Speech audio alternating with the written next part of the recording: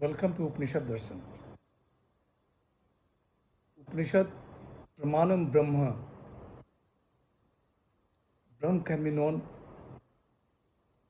only through Upanishad. आज की चर्चा का विषय है केनो उपनिषद दूसरा खंड चौथा मंत्र मंत्रोच्चारण प्रतिबोध विदितम मतम अमृतत्वम ही विन्दते आत्मना विन्दते वीर्यम विद्या विन्दते अमृतम। श्रुति कहती है कि जो प्रत्येक बोध में जीवात्मा रूप से जाना गया है वही ब्रह्म है। ब्रह्म ज्ञान से अमृतत्व की प्राप्ति होती है। विद्या से अज्ञान अंधकार को निवृत्त करने का सामर्थ्य मिलता है। It is really known when it is known with each state of consciousness, because thereby one gets immortality. Through one's own self is acquired strength, and through knowledge is attained immortality. पहले खंड में गुरु शिष्य को ब्रह्म के बारे में संकेत से बताते हैं।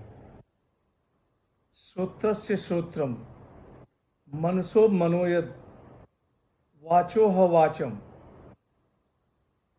तत्र चक्षु गच्छति न वाग गच्छति न मनः। दूसरे खंड में गुरु यह जानना चाह रहे हैं कि उनके शिष्य ने कुछ समझा भी है नहीं।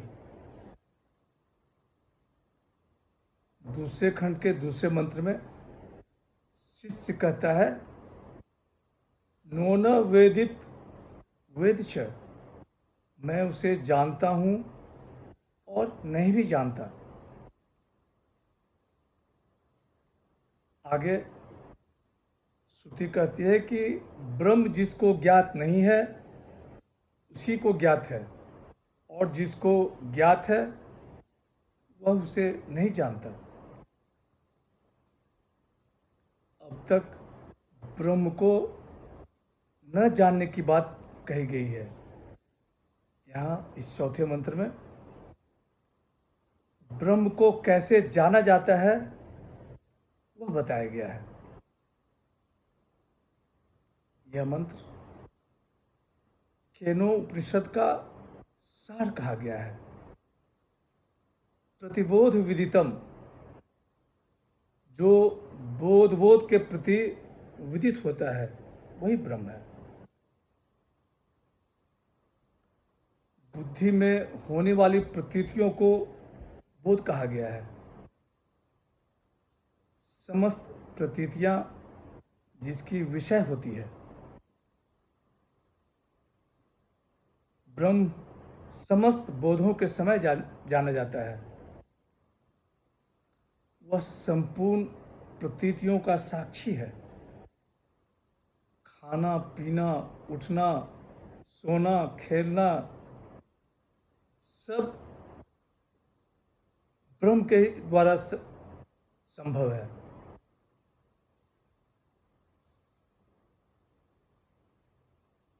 ब्रह्म है तो हम हैं, ब्रह्म नहीं है तो हमारा अस्तित्व ही नहीं है।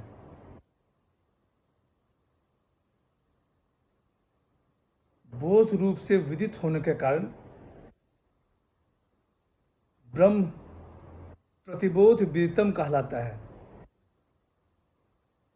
मन के प्रत्येक अवस्था में ब्रह्म को अनुभव किया जाता है। ब्रह्म is known in every experience. Therefore, Brahm is always around us. ज्ञान रूप प्रकाशमय आत्मा ही ब्रह्म है। Consciousness is all pervasive. आत्मा एक शरीर में सीमित नहीं है, सभी जीवों में एक ही आत्मा। भगवान श्री कृष्ण ने गीता में कहा है कि सभी जीवों में एक ही ब्रह्म।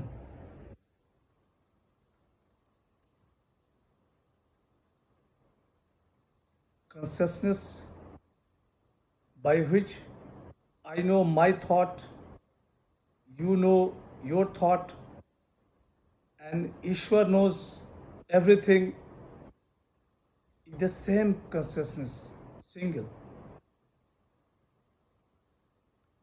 Consciousness is not affected by thoughts in the mind. It only reveals the mind. It is consciousness which illumines the mind of all living beings and is limitless, boundaryless, and all pervasive. आज की चर्चा यहीं समाप्त करते हैं। अगले session में मंत्र 5 पर चर्चा होगी, जिसमें यह बताया गया है कि मनुष्य को इसी जन्म में ब्रह्म को जान लेना चाहिए।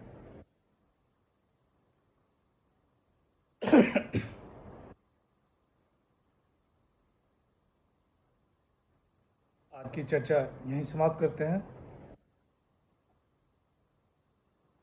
ओम पूर्णमदः पूर्णमिदं पूर्णात् पूर्णमुदच्यते पूर्णस्य पूर्णमादाय पूर्णमेवावशिष्यते।